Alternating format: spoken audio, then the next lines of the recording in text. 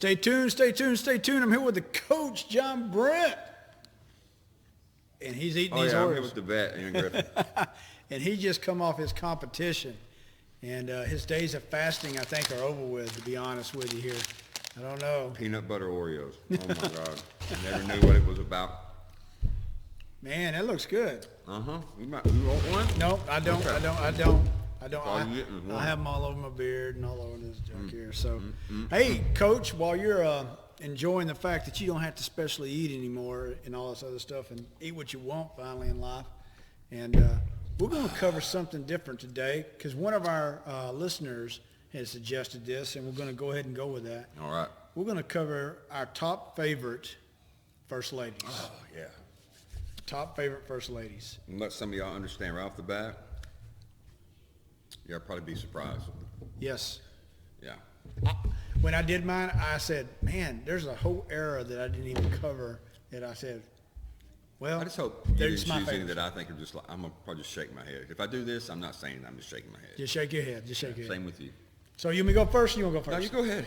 So my I'm very enjoying first that. one, and this will be controversial, but my very first one is Melania Trump for number 5. Wow.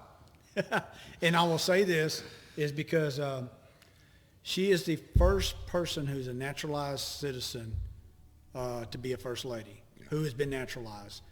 That's one. She carries herself with pose and grace at all times, no matter how bad they attack her family. And she's an example that I just wish half America would be like, to be honest. She speaks 6 different languages, and we dogged her out when she came and did her first public speaking that, we need to kick her out of the country. She's an immigrant. She didn't sound like Obama to everybody. Yeah, we need to kick her out of the country because she doesn't speak English right. She only speaks 6 languages. I'm Right. sorry, just 6. And when I hear people say that about her, it reminds me of how childish I was when I was in high school and junior high, when we only had maybe one person that was Hispanic in there that didn't hardly speak English well, but they're speaking 2 languages, and I'm speaking one barely. And I mean, that's how childish that is. Sure. So, but with Melania Trump, I just think that she's extremely graceful. She's classy in her own right, and she's been a businesswoman by herself, and she's also been a professional model. And so that's my number 5. Yeah. I'm not going to explain a lot of, why on these, but I'll give you a little bit. My number 5 is Eleanor Roosevelt. To me, she, in the early 1900s, she was the first one to really get involved since the early founders, first ladies. I mean, I don't know if you think about it, from about John Quincy Adams to about, I don't know, maybe Wilson Roosevelt. You don't even hear about them. You don't even hear much about first ladies too much. Maybe Polk. But, so she kind of set the early standard of the 20th century of, the new technologically place we're coming into and being on radio and things like that. And she did a whole lot of things for the city and also for the country. So Eleanor Roosevelt, 5. Wow, that's ironic because she's my number 4. Well, there you go. And a lot of the same things. I try to put things a little bit on it. She was the first. She wasn't the first lady who did this, but she's the one that got nationally attention by doing it. She pulled a lot of roles there in his final years of the presidency of FDR. That's one. She helped draft a declaration for the human rights as well. So she stayed very much involved herself in world affairs where that's not normally associated necessarily with the First Lady. And I'm going to say something on a human level that I just think that, it kind of puts FDR in a bad light. But when he was on his deathbed, his mistress came and saw him an hour before he passed away. And she came after she left, and she never made that an issue. A writer wrote that in and explained that later. And she never made that an issue. She kept herself classy the whole time. So my hat's off to Eleanor. So what do you got for number 4 there, Coach? I have number 4. I have Jacqueline Kennedy. Looking back at the last 75 years, she's probably, when people think of first ladies, they think of her elegance, Camelot. The beautiful, pink dresses, the hats. She was just elegant. She had this look about her, and she always stayed calm when everything around her was going mad. Yes, she From did. the Cuban Missile Crisis he had affairs with everybody. Yes. JFK did. And even on the day that he was assassinated, one of the classiest things I believe a first lady could do at that time, what many want to do is to collapse and not do anything.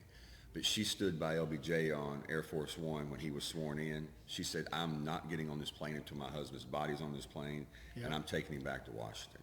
I agree. So I believe there's a lot of things that she did that were just First Lady 101. Yeah, she was extremely classy. She was. My number 3 coach is Barbara Bush. And I had a hard time keeping her out. And the reason, I think she was I don't know the correct term, it's not patriarch, but she was the glue in the Bush family, for one.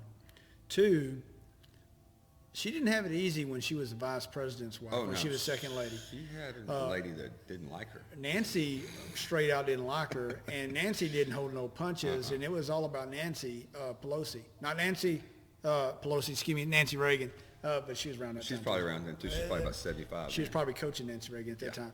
But anyway, but Nancy Reagan was not a nice person to her, and she endured a lot during the time of the White House. And just a lot of things I read about Barbara Bush. There's just small things in life that are so powerful.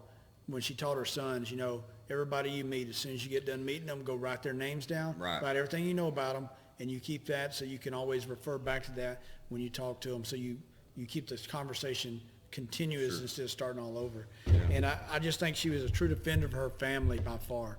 So that was my number 3. Cool. Number 3 for me, Martha Washington. There's a couple of things. Number one, she was the first. When I think about her as a first lady, I always think about socks. Cold winter. Yep. And when they were fighting in the war, that was a big problem. People were Yes, dying it because of was. that winter. And she got together with some other ladies. They decided they were going to do their part, and brought and made socks and did things for the people in the army. But I think the thing that I think most about her is, I don't know if you know this, but when Washington was a general, he retired. Yep. Then he got involved, and then, again and then retired.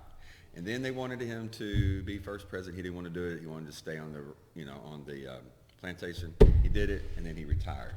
One of the conversations that she had with him, I just look at it this way: you've done enough, George. Stay here. Yeah. We need you here. And then she allowed. You don't hear about it in any of the history books, any of the autobiographies about her having any issue with him doing what he had to do for our country. So I think that's great. Yep. So my number 2 is coach is Edith Wilson, and Wow, that's the wow moment. So she was actually, during President Wilson's tenure, his second wife. First wife died. But what is not always known is everybody glorifies, as they should, Eleanor Roosevelt. But really, the first one to get involved in the presidential affairs where she was actually making decisions, she was kind of the person that it doesn't go past me, he's not seeing it, was her, because after he had his stroke, his capacity was limited. And so everything funneled through her. So if you want anything done, you had to go through Edith Wilson. And if it didn't go through her, it didn't get done in his final years with President Wilson. So I just think that's I got to tip my hat to the First Lady for that, because I think it's powerful. And I think it also sets, understand during that time of Wilson was also right when we was getting to the women's vote and all that other stuff during that same time. So I think that's, for women, I think that's just extremely powerful. Sure. All right, so number 2 for me is Dolly Madison. Oh yes. And Dolly Madison was awesome. Yes. But a lot of people don't know this, that she was a hostess for Jefferson. When Jefferson had Yes. people drop out, she was a hostess when Madison was the vice president. And so she just did what she had to do to be, a statesman, pretty much. As a woman, just whatever was needed to be done, she did it. But what she really should be known for is saving all of the historical relics and things that we had in the War of 1812 when we were attacked by Great Britain, and they were starting to burn down Washington. They literally burned down the White House. Yep. She got George Washington's famous photo that we still see today. I saw it a couple weeks ago when Trump was speaking in the White House. That and a few relics, and got them out and into the countryside so those weren't lost in history. She understood the significance of them. And so for a person that understood our country and what it meant going forward, she was a great First Lady. Coach, I heard that she had actually got pretty perturbed because in her mind, was only able to save so much. Yeah. That she wasn't able to save it all. And she really, just the character of her, that explains it right there, as she strived to get it all. When we say they burned down Washington, they literally burned down Washington, and we had a library, what we call a Library of Congress at that time. Every book we had was burned. Yeah. And a lot of people don't know the reason that library even started again was Thomas Jefferson donated his library to restart the Library of Congress. I mean, we had zero. Yep. And so he donated about 30,000 books, from what I understand. It was a large library to start that back up. So there you go. So, number one. Coach, my number one, you've already said her, Jacqueline Kennedy. And because of the time that I live in, and I wasn't around then, but it was so ingrained in us growing up, I got to tip my hat for a lady who has her husband's brains in her hand and takes it to the doc and says, do you need this? What a day. And she maintained her composure through the assassination and everything. And I just think that's extremely classy. And every time that we've always talked about her, the first words that comes out of anybody's mouth is graceful. Yeah, there's no doubt. And I just think that's Jacqueline Kennedy. Well, I think a lot of times the Zapruder film that we see where JFK was assassinated, we always focus on that final shot with his head. It's terrible. But people go, oh my gosh, they kind of turn away. But what they forget is she immediately, without hesitation, jumped on the back of that hood to grab parts of him to bring back into the car because that was her husband. That's crazy. Absolutely nuts. So what do you got, Coach? Number one, it's not even going to be really a secret to most people, but the great Abigail Adams. Without her, she had no title except for wife, but she was so much more.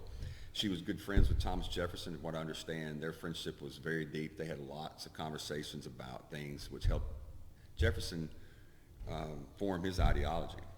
Also, John Adams was an attorney. So she was kind of like his paralegal, and she was kind of like his, oh, John, what are you doing again? Yeah. Because he was a spark plug.